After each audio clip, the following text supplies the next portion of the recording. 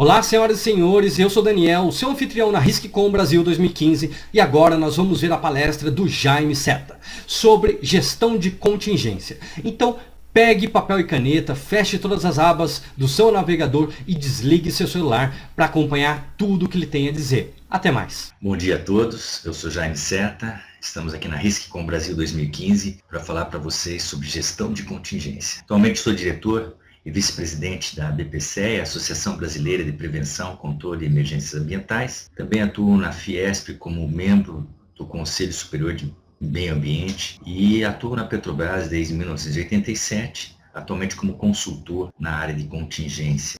Nesses 27 anos de empresa, sempre atuei na gestão de segurança, meio ambiente e saúde e mais nos últimos 15 anos na área de contingência. Bom, nosso programa aqui a nossa agenda aqui é bastante ousada para, nesses 40 minutos, falarmos aí rapidamente sobre a conceituação da gestão de risco, os estudos de análise de risco, como uma base para uma boa gestão de contingência, falando sobre cenários acidentais, sobre o escalamento dos planos de emergência, a questão dos recursos em termos de dimensionamento, compartilhamento, logística, a gestão da emergência propriamente dita, simulados e o processo APEL como um processo de comunicação de riscos à comunidade. Para que a gente possa ter uma ideia assim, da complexidade que é a gestão da contingência, eu estou trazendo aqui para vocês uma cronologia do acidente da BP no Golfo do México. Esse acidente aconteceu em 2010, em maio de 2010, e uma emergência que começou no dia 20 de abril, com um incêndio, explosão na plataforma, culminando na morte de praticamente uma dezena de pessoas, mas também teve o rompimento da cabeça do poço, ou seja, a perda de controle do poço e provocando um vazamento que continuou por mais de 3 meses. Então, do dia 20 de abril ao dia 29 de junho, então pouco mais de 2 meses, em torno de 2 meses e 10 dias, onde teve em junho, final de junho, um pico das operações, a gente escala em termos de quantidade de pessoas envolvidas nas faines, nos trabalhos, escala de algumas dezenas de pessoas para 38.600 pessoas. Embarcações, pouco mais de uma dezena de embarcações no primeiro dia de operações, para 7.200 operações, 7.200 embarcações operando nesse teatro de operações que era o Golfo do México. A quantidade de barreiras envolvidas sai de alguns quilômetros de barreiras para 2.300 quilômetros, dispersantes, algumas centenas de litros para 5.800.000 litros de dispersante. Então, rapidamente, em pouco mais de 2 meses, um crescimento significativo em todos os aspectos, em termos de recursos, de complexidade, de abrangência, de área atingida. Foram 5 estados dos Estados Unidos afetados, envolvidos, e uma quantidade enorme de empresas fornecedoras de bens e serviços, de apoio, países enviando recursos para lá. O Brasil foi o terceiro país que mais recursos enviou para lá, apoiando as operações. Uma complexidade enorme, um nível de pressão, conflitos, interesses distintos, pressão, ou seja, diante de uma situação como essa, organiza-se uma resposta para que atinjam um determinado objetivo de forma bem definida, clara, sempre sob pressão, mas tentando atingir esse objetivo que é debelar toda a situação da emergência. É uma complexidade que não se vê em nenhuma constituição de empresa. Para isso tem que ter uma boa gestão, um bom planejamento, um bom preparo, de maneira a escalar desde uma situação pequena a uma situação dessa envergadura, ter um sistema de gestão que comporte tudo isso. E é disso que a gente está falando aqui. Gestão de contingência é isso, é se preparar, se planejar para uma situação como essa. Gestão de risco engloba a gestão de contingência. O risco é o produto da probabilidade da falha pela probabilidade de uma consequência decorrente dessa falha. À medida que eu estabeleço medidas que reduzam a falha, eu estou reduzindo o meu risco. À medida que eu reduzo consequência, eu estou reduzindo o meu risco. No decorrer dos anos 80 e 90, fruto de grandes acidentes na indústria química, como por exemplo Bhopal, Seveso e outros, a metodologia de análise de risco migrou para a indústria, migrou da indústria aeronáutica, aeroespacial, para a indústria de uma forma geral. Essas metodologias foram adaptadas para a indústria, de maneira que logo depois, no decorrer de 80, 90 e início dos anos 2000, tivemos significativa redução nos riscos das instalações por meio dessas metodologias. A identificação, a análise do risco, a análise das consequências e uma atuação forte com medidas preventivas. Esse foi o foco, um foco forte na prevenção nesses anos. A partir do ano 2000, isso eu posso dizer com mais firmeza com relação à Petrobras, em que pese ter todo o trabalho de gerenciamento de riscos desenvolvido nos anos 80 e 90, nos anos 2000 percebemos que, mesmo quando tínhamos algumas falhas, a nossa capacidade de resposta estava aquém da necessidade. Então isso implicou em rever os acidentes que tivemos no início de 2000, implicou em rever os nossos padrões, os nossos procedimentos, a nossa forma de olhar a resposta às situações emergenciais, a redução das consequências. E passamos a investir também em planos de resposta, em uma gestão de contingência. Foi aí que cunhou-se o termo gestão de contingência na Petrobras e certamente isso foi se difundindo também.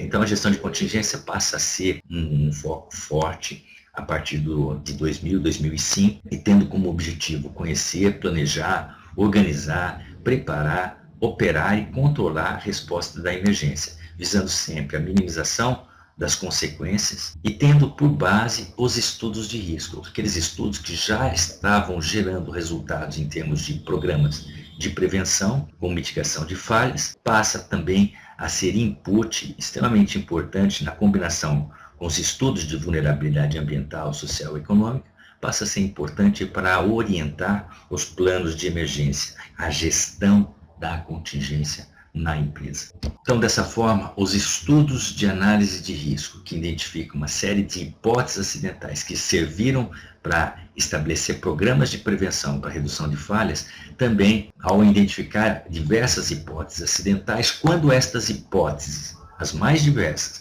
hipóteses sobre incêndio, de explosão, sobre vazamento, sobre contaminação, sobre questões epidêmicas, enfim, as mais diversas hipóteses de acidentes, combinadas com as diferentes dimensões que cada hipótese pode ter em cada instalação, em cada atividade, em cada unidade, em termos de dimensão, volume, abrangência, velocidade de propagação. Então, considerando essas diferentes dimensões para as diferentes hipóteses e considerando também as diferentes vulnerabilidades, quer seja ambiental, social ou econômica, temos a construção de cenários estes que vão desde os mais simples até os mais complexos, desde os menores cenários aos maiores cenários. Então acabamos construindo diversos cenários possíveis de acontecerem nas diversas instalações, nas diversas unidades, nas diversas atividades. Para cada um dos cenários de uma unidade, começamos a identificar quais são as estratégias de respostas necessárias. No caso de cenários de vazamento, tem diversos cenários de vazamentos passíveis de acontecerem em uma instalação. Então, quais são as diferentes estratégias de resposta que eu posso adotar? Para cada estratégia de resposta, eu vou usar um determinado tipo, uma determinada quantidade de recurso. Com isso, eu consigo fazer um rol de recursos necessários para cada cenário, para cada unidade, para cada instalação e a totalidade dos recursos necessários. Obviamente que não se considera a ocorrência simultânea de vários cenários, mas alguns cenários são considerados e passamos a adotar os cenários mais críticos. Óbvio que os piores cenários, os cenários de maior abrangência, de maior complexidade, de maior dimensão, vão requerer recursos em quantidade muito grande. Então, temos que estabelecer um escalamento de plano de emergência para organizar a vinda, a chegada, a recepção desses recursos. Alguns recursos vão estar no local, na unidade, outros recursos virão de outras localidades, na região, ou até a nível nacional, ou até fora do país, dependendo do cenário. Para cada tipo de estratégia, para cada tipo de cenário, vou ter diferentes recursos em quantidade e dimensões distintas. O que isso tudo implica em estabelecer um plano ou um conjunto de planos que permita eu escalar a resposta desde o mais simples cenário ao cenário mais complexo, considerando o acionamento de plano local, plano regional ou plano nacional ou corporativo. Quando eu falo de plano regional, também posso considerar planos de auxílio mútuo, que tem no entorno de alguns polos industriais. Quando eu falo de áreas portuárias, eu tenho os planos de área estabelecidos na própria legislação, e a nível nacional tem o próprio Plano Nacional de Contingência, que também orienta sobre a questão dos recursos, a questão do envolvimento das diversas instituições. Então, dessa forma, eu saio dos estudos de análise de risco para a planificação em níveis distintos de como eu atuar para os diferentes cenários acidentais. Bom, aqui um exemplo de um cenário, como eu falei, temos cenários dos mais distintos, desde incêndio, explosão, contaminação, nuvens tóxicas, vazamentos. Aqui é um cenário de vazamento.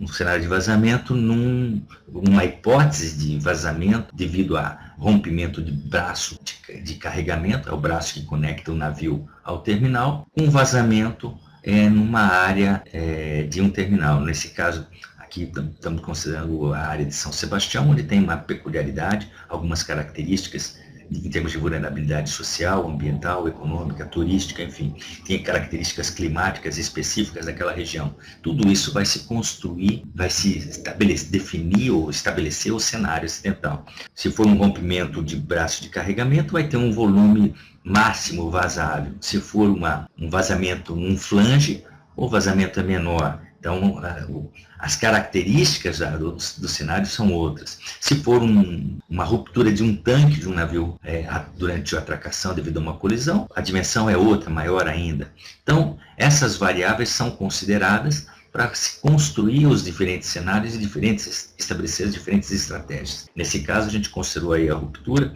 e pelas características da região, pelo volume vazado, vai ter uma deriva de mancha. A mancha vai se movimentar em função das condições climáticas, pode se movimentar para sul, para norte, enfim, em função das condições climáticas, mas a gente tem algumas probabilidades de como ela vai se comportar. E aí já temos como previamente estabelecer áreas que deverão ser protegidas em função do possível cenário acidental a ocorrer. Então, com isso a gente consegue estabelecer quantas frentes de trabalho, quais são os recursos que a gente vai utilizar. E assim a gente vai fazendo isso na forma de planejamento, na fase de planejamento. Em termos de estratégia, a gente pode combinar uma ou mais estratégias de resposta, desde a proteção de áreas sensíveis, a contenção, recolhimento, armazenamento e transporte. Estratégia essa que tem alguns detalhes, requer alguns cuidados por conta da quantidade de recursos. Em função do local, eu posso ter maior ou menor complexidade nessa fase de armazenamento, de transporte, por exemplo. Eu posso demandar, se for distante da costa, eu vou demandar mais transporte. Os tempos de resposta, tempos de movimentos vai ser diferente, e isso vai implicar em forma distinta, em quantidade distinta de recursos. Eu posso ter situações em que eu apenas acompanho e estabeleço a estratégia de atenuação natural, ou seja, monitoro o desenvolvimento dessa mancha de óleo. Se ela caminha para alto mar sem risco de atingir áreas mais sensíveis, muitas vezes é mais interessante eu acompanhar a degradação, a dispersão natural dessa mancha de óleo. Em alguns locais também, que já tendo sido atingidos, muitas vezes é preferível não provocar nenhuma limpeza, nenhuma remoção, devido ao impacto que isso poderia causar, um impacto maior. Então, a atenuação natural, muitas vezes, ela é recomendável. Eu posso aplicar o uso, a estratégia da dispersão em superfície ou subsuperfície, uma dispersão mecânica ou uma dispersão química. A dispersão, ela sempre visa reduzir o tamanho das partículas de óleo, das gotículas de óleo, no menor tamanho possível, de maneira que os micro-organismos existentes no ambiente promovam a degradação de forma natural. Então, eu acelero a degradação por meio da diminuição do tamanho das gotículas, fazendo com que elas se tornem biodisponíveis no ambiente, e assim a degradação se dá em maior velocidade. Os agentes químicos, no passado eram bastante tóxicos, hoje são atóxicos, porém eles possibilitam essa dispersão, essa essa biodegradação, utilizando os organismos, os micro-organismos, a capacidade natural do ambiente de se recompor. Posso usar a estratégia de absorção, usando absorventes químicos que vão remover o óleo, e eu removo esse absorvente com o óleo e com isso eu estou eliminando também o contaminante. Eu posso usar a biorremediação, agentes com nutrientes que vão facilitar a biodegradação também do contaminante no ambiente. Essa é uma outra estratégia, muitas vezes usada, por exemplo, em mangues, onde o impacto que teria ao adentrar ao mangue para remover o óleo seria muito maior. Então eu faço uma aspersão de biorremediadores, de maneira que eles vão reter o óleo, sem que ele fique se espalhando, se movimentando dentro do mangue, mas ao mesmo tempo propiciar nutrientes para as bactérias que estão lá naquele ambiente, fazer a degradação junto ao biorremediador. Então, promove a degradação de forma mais rápida. Essa é uma estratégia também bastante utilizada. O in situ burning é uma outra estratégia, foi amplamente utilizada no Golfo do México, que é o conter o óleo e queimar o óleo antes que ele atinja uma área mais sensível. Quando você não tem condições ou tem uma possibilidade daquela mancha rapidamente atingir uma área mais sensível e as condições são propícias para esse tipo de estratégia, adota-se essa estratégia, ainda que ela traga um impacto em termos de emissões atmosféricas, mas o impacto menor está sendo objetivado aí, é o de não atingir aquelas áreas sensíveis. Para que a gente possa avaliar quais estratégias são mais adequadas, a gente utiliza também uma metodologia desenvolvida pela EPA, que é o NIBA. Essa metodologia ela visa comparar os aspectos ambientais de cada uma estratégia, possibilitando que eu faça um balanço de qual é a estratégia que menos impacto ambiental trará. E aí eu faço a opção. Óbvio que isso é bastante dinâmico e a cada momento eu tenho que estar reavaliando a estratégia durante a emergência, eu tenho que estar avaliando continuamente ou reavaliando continuamente as condições que levam a escolher, a decidir por uma melhor estratégia. Para que isso tudo possa funcionar, é fundamental que na fase de planejamento, antes de qualquer emergência, eu já levante todas as informações, levante todas as possibilidades que a gente tem em termos de ambiente, de características de produto, enfim, ter o máximo possível de informações previamente levantadas, colecionadas, para que a decisão também seja rápida e eficaz. Aqui um exemplo, aí não é sob o ponto de vista ambiental, mas sob o ponto de vista operacional, que também é uma variável a ser ponderada durante a avaliação das estratégias. E aqui, como exemplo, eu tenho aqui um vazamento, por exemplo, de 5.000 metros cúbicos, formando uma mancha de 50 km² e 0,1 milímetros de espessura, que vale a 7.000 campos de futebol. Em algumas horas, esse volume de óleo vai rapidamente se transformar numa mancha dessa dimensão. Se eu usar uma técnica de recolhimento de óleo, com recolhedores pequenos, como tem aqui nesse quadradinho rosa, eu vou estar operando aqui com pelo menos 4 ou 5 embarcações, fazendo a contenção, o recolhimento, o armazenamento e o transporte do óleo. E em 8 horas de operação com esses recolhedores, eu vou eliminar apenas o equivalente a esse quadradinho aqui de toda essa mancha de óleo. Ou seja, para que eu possa fazer frente a isso de uma forma muito rápida, eu precisaria ter uma quantidade bastante grande de recursos, várias frentes espalhadas no entorno para recolher essa mancha. Óbvio que isso demanda uma série de recursos, de capacidade, nem sempre disponível em qualquer local. Como essa mancha ela caminha, ela tem uma dinâmica em função da corrente e vento muito rápida, se isso se dirige para uma área mais sensível, pode ser mais interessante eu utilizar uma técnica como a de aplicação de dispersante por aeronave, onde em 8 horas eu praticamente debelo mais de 50% dessa mancha de óleo. Portanto, esse é um aspecto que deve ser analisado durante a decisão de qual é a melhor estratégia de resposta. Mas tem que ter informações prévias, conforme eu já disse antes, para que a gente possa ser rápido, porque a dinâmica da situação acidental ela é muito grande. Ela está mudando continuamente. Então, eu preciso estar reavaliando continuamente e optando pela melhor estratégia de forma rápida. Preciso ter informações precisas com antecedência. Aqui, ou in situ burning. Vocês podem observar aí a quantidade de emissões, né? Essas aqui são barreiras que nós mesmos fornecemos lá para o acidente da BP no Golfo do México. Foram das 14 barreiras que foram utilizadas, 11 eram barreiras fornecidas por nós, onde foi bastante efetivo o uso, bastante eficaz o uso, ainda que pese todo o impacto, mas o risco desse óleo atingir áreas extremamente sensíveis na área costeira, levou à decisão de usar essa estratégia também como resposta, combinada com as demais, obviamente. A gestão da contingência em si, ela se faz através de um ciclo de planejamento, de implementação, de avaliação e da melhoria contínua, o PDCA, né, o famoso PDCA. Tendo como input os estudos de risco, como já comentamos, a construção dos cenários, a planificação em níveis distintos, e isso tudo estabelecido através de planos, padrões, procedimentos estabelecidos para toda a empresa. Padrões esses que prevêem essa planificação, essa forma de planificar e de escalar, maneira de escalar os planos, o plano local, o plano regional, o plano corporativo, quando há planos de auxílio mútuo, ou planos de área, ou plano nacional de contingência, enfim, isso tudo previsto nos planos de emergência de cada unidade e dentro dos planos regionais e plano corporativo.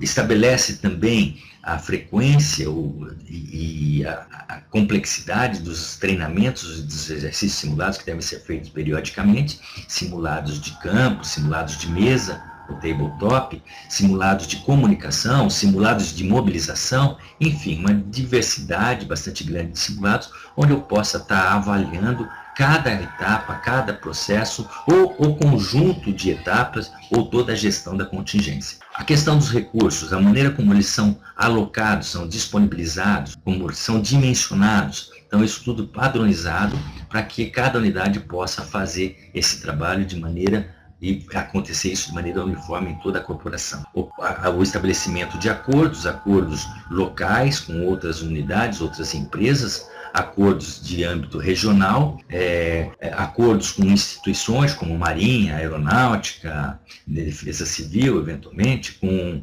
acordos com instituições internacionais para poder dar suporte e envio de recursos de outros países, de outras localidades. Preciso ter um processo de comunicação muito bem estabelecido e preciso de acionamento e comunicação entre os diversos grupos que compõem, e também ter um processo de coleta e registro de dados de informação prévio e durante a emergência. Prévio para poder dar o suporte, dar o subsídio para aquelas decisões, que eu já comentei anteriormente, mas também registrando toda a ocorrência, toda a emergência.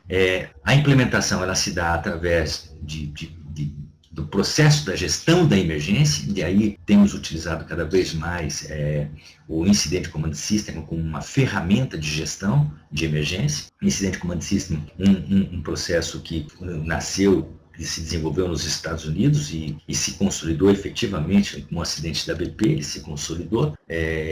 Pouco antes, com o Katrina, também já através de diretiva presidencial, ele vai se configurando, e de maneira que ele é um sistema bastante rígido em termos de estrutura, em termos de documentação, em termos de formatação. Uma vez que todas as empresas, todas as instituições estão alinhadas, estão seguindo esse conceito, essa ferramenta, fica muito fácil de você fazer com que essas instituições se ajudem mutuamente, porque cada um sabe exatamente como é que vai se desenvolver a gestão da emergência. Então, cada um sabe qual o papel que ele vai ser atribuído a ele se ele entrar para apoiar uma outra unidade. Então, uma empresa X apoiando uma empresa Y, ela sabe exatamente como é que ela vai se comportar, uma vez que ela conhece o ICS, a outra também usa o ICS. Então isso facilita e muito, porque o ICS ele padroniza todos os processos de comunicação, de estruturação, de organização da resposta à emergência. Uma terceira etapa, que é a avaliação, essa avaliação periódica através de inspeções e auditorias em todo o sistema, auditando, inspecionando os planos, auditando, inspecionando os inputs do plano, que são os oriundos dos estudos de risco. Então, sempre que há um novo risco, uma revisão de estudo, ele deve remeter uma revisão dos planos também. A execução de simulados e de treinamentos também sendo analisado criticamente, sendo avaliado criticamente, ou se tivermos acidentes, também avaliando, fazendo uma análise crítica da resposta para que a gente possa fazer o processo de melhoria contínua. Isso tudo discutindo numa estrutura de governança onde envolve os níveis local, regional e corporativo, de maneira que indicadores para acompanhamento desse processo sejam estabelecidas metas e acompanhados para ver a evolução, para ver o ganho na gestão como um todo. E fundamental também temos o acompanhamento das inovações tecnológicas, que acontecem nos diversos campos, não é diferente na área de resposta à emergência. Então, o desenvolvimento de novas técnicas, de novos equipamentos, novos produtos, novos materiais, que vão facilitar, vão tornar mais eficiente as respostas. Então, devem ser acompanhadas, analisadas, testadas e inseridas dentro do processo de gestão da contingência. É dessa forma que a gente vai promovendo também a melhoria contínua da gestão.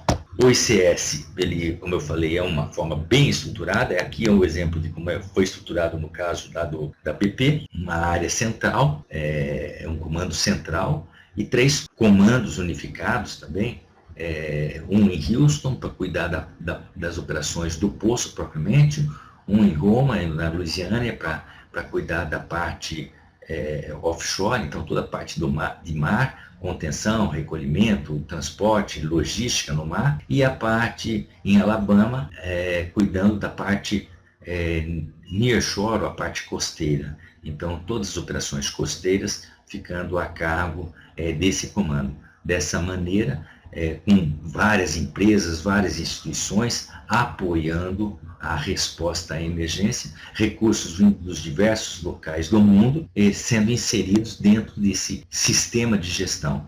O ICS foi talvez um dos maiores aprendizados lá no acidente do Golfo do México que pudemos trazer aqui para o Brasil. Aqui a gente já vinha exercitando, lá a gente apenas validou aquilo como uma ferramenta, mas a gente já vinha exercitando desde o início do ano 2000 o conceito do ICS.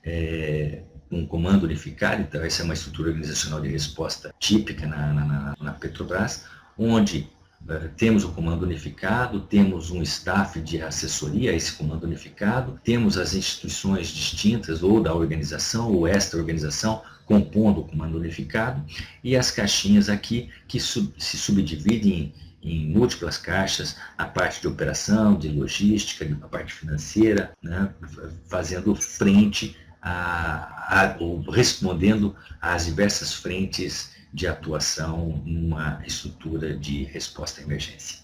A questão dos recursos, o dimensionamento, a alocação, a disponibilização e o compartilhamento é extremamente importante. Então, considerarmos todos os modais passíveis de fazer a movimentação dos recursos, modal aéreo, rodoviário, eventualmente marítimo ou ferroviário. Né? A disponibilização desses recursos em centros específicos, a maneira e os cuidados de movimentação, as restrições, a maneira como a gente vai fazer o transporte, a movimentação mais rápida com equipamentos e viaturas de transporte, movimentação rápida de recursos já prontamente montados. Isso tudo é fundamental para que a gente tenha uma eficácia na resposta, uma eficiência e uma eficácia. Para que a gente possa fazer a alocação dos recursos, com base nos estudos de riscos e naqueles cenários, então categorizamos os cenários por frequência, assim, desde dos mais frequentes até os extremamente remotos, e pela severidade, dos mais severos aos menos severos. De maneira que, com isso, a gente estabelece o que deve ser de responsabilidade da unidade, do local, né? O que são recursos que vão ser alocados regionalmente e o que vai ser corporativamente. Dessa maneira, a gente não sobrecarrega a unidade com excesso de recursos, uma aquisição excessiva de recursos, e a gente prevê esse compartilhamento, essa movimentação, de maneira que os recursos sejam colocados com tempos de respostas compatíveis com o que estabelece a resolução CONAMA e a legislação. De maneira que eu tenho recursos oriundos do local, chegando de imediato, ou o recurso regional complementando os recursos locais, ou até mesmo recursos de outras regiões ou de outros países dentro do recurso, dentro do plano corporativo, né? Hoje, a distribuição desses recursos, recursos corporativos estão distribuídos em todo o país, onde tem as principais atividades com risco. Então, temos centros logísticos distribuídos no país para fazer essa complementaridade aos recursos que cada uma das unidades tem. São mais de 150 unidades espalhadas no país e cada uma delas tem lá uma quantidade X de recursos conforme aquela matriz que a gente mostrou anteriormente. Mas os recursos de complementaridade estão concentrados nos centros de defesa ambiental e nas bases avançadas que estão distribuídas em todo o país. Esse foi um processo que construímos ao longo desses 15 anos, foi melhorando, foi otimizando, foi redesenhando essa distribuição ao longo de todo esse período. De maneira que hoje nós temos centros de resposta à emergência nas diversas unidades, diversas embarcações na área costeira, são mais de 40 embarcações, com dedicação exclusiva, são os Oil Spill Response Vessel, com dedicação exclusiva para resposta à emergência. Tem os centros, os centros de defesa ambiental, as bases, os postos avançados, uma grande quantidade de recursos logisticamente distribuídos. Fora isso, temos uma atuação integrada através de convênios, de acordos com Marinha, com a aeronáutica, com órgãos ambientais, com instituições internacionais, de maneira que no mundo a gente acaba compondo o que a gente chama de Global Network Response, que é a integração entre diversas instituições que cobrem o mundo todo com seus recursos para resposta a vazamento de óleo. O foco aqui, obviamente, a gente está falando muito sobre vazamento de óleo, mas a lógica, o modelo, ele é válido para outros cenários também. O que é mais frequente é o vazamento em si, então eu estou focando mais na questão do vazamento. O compartilhamento de recursos, ele é primordial. Não dá para esperar que a unidade tenha o recurso suficiente para o pior cenário possível. Nem mesmo a BP, nem mesmo os Estados Unidos ali tinha recurso suficiente para o pior cenário. Não tinha. Tanto é que vieram recursos do mundo inteiro para ajudar. O que é importante, sim, é ter estabelecido planos que facilitem, processos que vão facilitar, vão favorecer esse escalamento, essa chegada, essa recepção de recursos oriundos dos mais diversos locais. Então, analisar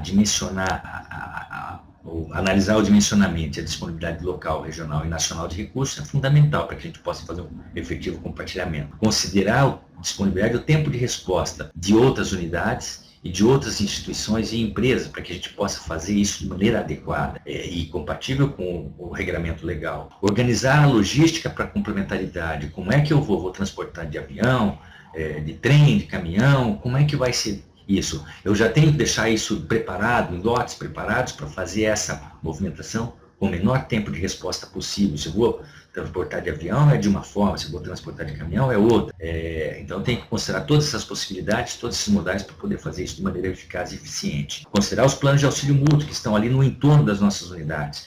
Considerar os planos de área nas áreas portuárias. Considerar estabelecer acordos entre unidades, entre empresas, entre fronteiras de países, as operações transfronteiriças, o cuidado nessa transferência, a passagem, a entrada e saída de bens e materiais, então isso de acordo com todos os regramentos. Então tem que ser previamente preparado, estabelecido, para que eu não transporte o recurso rapidamente e ele fique parado numa alfândega o dobro do tempo por não ter me atentado a determinados cuidados. Então isso tem que ser pré-planejado.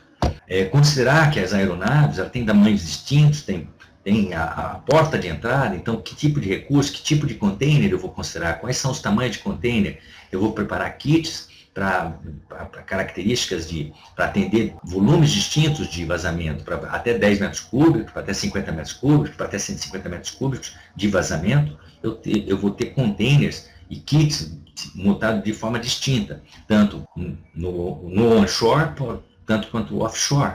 Então eu vou estabelecer containers apropriados, forma apropriada de fazer o transporte no modal aéreo. No modal rodoviário, a mesma coisa. Eu vou considerar no modal aéreo, eu tenho que considerar inclusive o modal rodoviário. Então, no modal rodoviário, a mobilização de equipamento, separar e organizar todos os acessórios, não esquecer de deixar os kits montados, carregamento em veículo próprio, quando não houver, considerar o tempo, quando não houver o veículo próprio, o tempo que vai levar para chegar ao veículo contratado, o deslocamento, a emissão de notas fiscais. É fundamental que os equipamentos, os recursos saiam todos de forma regular, inclusive do ponto de vista fiscal.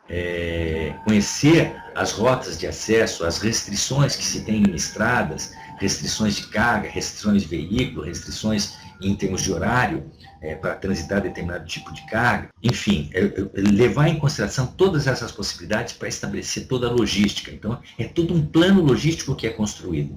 Da mesma forma, o aéreo considerar todas as variáveis que tem na parte tanto de carregamento da aeronave quanto descarregamento da aeronave, para que a gente possa ter o menor tempo de resposta. Ainda no caso do modal rodoviário, do modal aéreo, eu tenho que levar em conta ainda a complementação com o modal rodoviário. Então, eu vou poder transitar, tenho que atravessar uma grande cidade, uma região metropolitana, vou poder transitar com veículos com um determinado tipo de carga, não vou. Isso tudo tem que ser considerado, ser planejado previamente. Enfim, considerando todos esses aspectos, eu acho que, de uma maneira geral, os estudos de risco atualizados, com cenários realísticos, a definição de estratégia de dimensionamento de recursos adequados, os planos que se complementam, que são escaláveis, de uma forma bem estruturada, sendo bem distinto os níveis de gestão de resposta à emergência, gestão de crise, isso vai ajudar, vai tornar uma resposta mais adequada.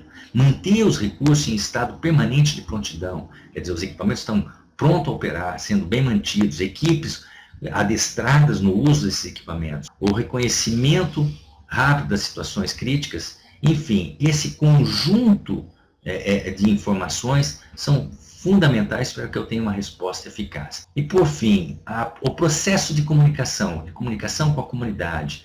Aqui é um exemplo aqui de um projeto que foi feito com um oleoduto de 50 km de duto atravessando a região metropolitana de São Paulo, envolvendo centenas de milhares de pessoas no entorno desses dutos. Então, o reconhecimento dos riscos, o envolvimento, a participação dessas comunidades, levando o conhecimento sobre os riscos e sobre a maneira como ela deve se comportar no dia a dia, com aquela instalação que está ali ao lado da casa dela, bem como numa situação de emergência, facilita em muito esse trabalho sendo construído juntos, facilita em muito numa situação de emergência, para você reduzir consequências. Você aumenta a resiliência dessa comunidade de forma significativa ao trabalhar de maneira integrada, envolvendo, participando desde o processo de comunicação de risco até o processo de preparação para situações emergenciais. Nesse caso, a gente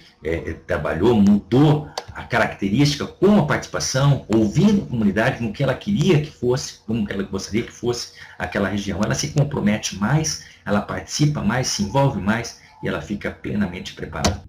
Com isso, a gente reduz risco, sim, por conta do aumento da resiliência da comunidade. O processo APEL vem nessa mesma linha, já testamos o processo APEL em São Sebastião, em Santos, em Campos Elíseos, em outras áreas. Hoje é um processo recomendado pela ONU como um processo de envolvimento da comunidade, tem toda uma cartilha, uma forma de trabalhar a preparação para a emergência com a comunidade. E nós temos procurado utilizar o processo APEL e tenho recomendado nos diversos fóruns o uso do processo APEL, o conhecimento do processo APEL, como uma estratégia de comunicação de riscos e preparação das comunidades para situações emergenciais.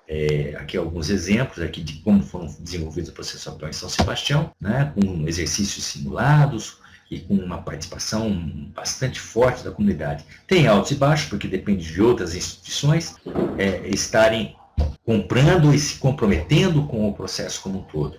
Mas nós continuamos apostando nesse processo como um processo eficaz para a preparação da comunidade para situações emergenciais. Enfim, tem o envolvimento de várias instituições, né?